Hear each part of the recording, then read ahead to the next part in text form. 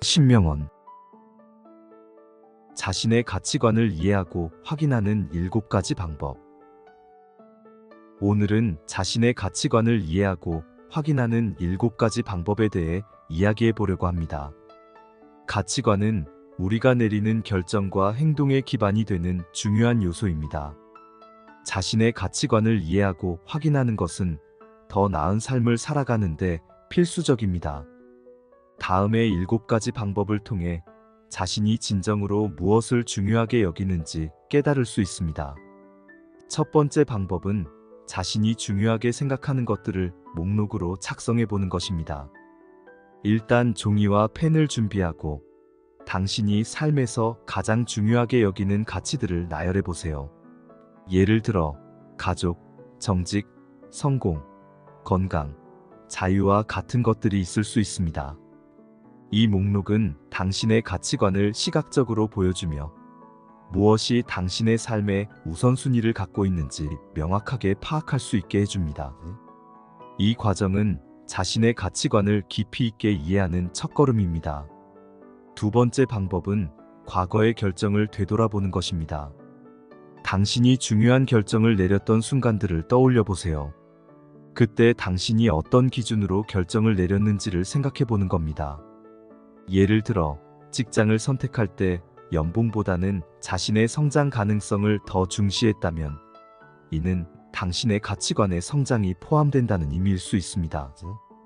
이렇게 과거의 선택을 분석함으로써 당신의 가치관이 어떻게 형성되어 있는지를 확인할 수 있습니다. 세 번째 방법은 자신이 존경하는 인물을 분석하는 것입니다. 당신이 존경하는 인물들은 어떤 가치를 지니고 있는지, 그리고 왜 그들이 당신에게 영감을 주는지 생각해 보세요. 이 과정에서 당신은 자신도 모르게 그들의 가치관을 내면화했음을 발견할 수 있습니다. 만약 당신이 그들이 보여주는 특정 가치, 예를 들어 정직함이나 용기를 존경한다면 이는 당신의 가치관에도 반영되어 있을 가능성이 큽니다. 네 번째 방법은 감정적 반응을 통해 자신의 가치관을 탐구하는 것입니다. 일상에서 특정 상황에 대한 당신의 감정적 반응을 유심히 관찰해 보세요. 어떤 상황이 당신을 화나게 하거나 기쁘게 만드는지, 혹은 슬프게 만드는지에 따라 당신의 가치관이 드러납니다. 예를 들어 불공정한 일을 볼 때 강한 분노를 느낀다면 당신의 가치관 중 하나는 정의일 수 있습니다. 감정은 가치관을 이해하는 중요한 단서가 될 수 있습니다. 다섯 번째 방법은 자신의 삶에서 무엇이 가장 중요한지를 자문하는 것입니다. 당신에게 가장 중요한 것이 무엇인지 자문해 보세요. 이 질문은 삶의 여러 측면에서 자신이 진정으로 무엇을 중요하게 여기는지를 파악하는 데 도움이 됩니다. 예를 들어, 나는 가족과의 시간이 가장 중요하다고 느낀다면 당신의 가치관에는 가족 중심의 삶이 포함되어 있을 것입니다.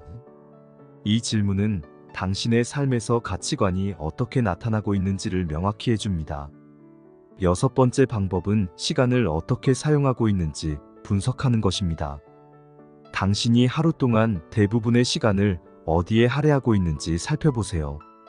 이는 당신의 가치관을 직접적으로 반영합니다.